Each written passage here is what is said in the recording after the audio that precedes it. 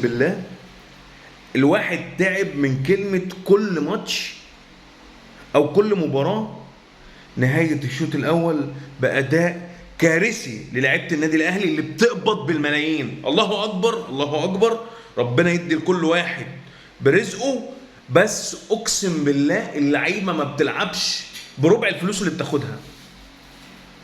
وبقعد اقول لك كل مباراه ناقصك ايه مع النادي الاهلي قدمه لسياداتكم لحضراتكم عشان تقدروا الجمهور. وبحاول اكون لطيف وبحاول اكون يعني مهذب شويه في الكلام. ايه تاني ناقصكم في الملعب؟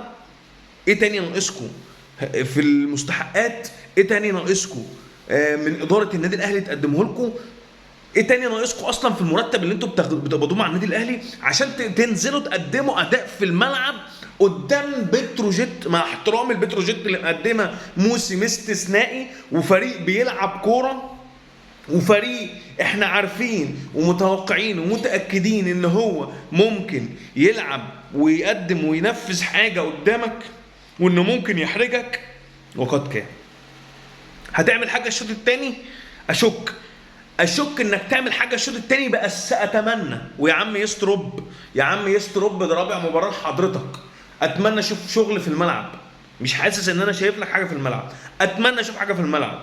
ما احنا مش هنحمله على اللعيبه بس، اللعيبه عندها 90%، لكن ال 10% بتوعك اللي انت المفروض ليك بصمه فيها عايزين نشوفها في ارض الملعب. مش شايف حاجه.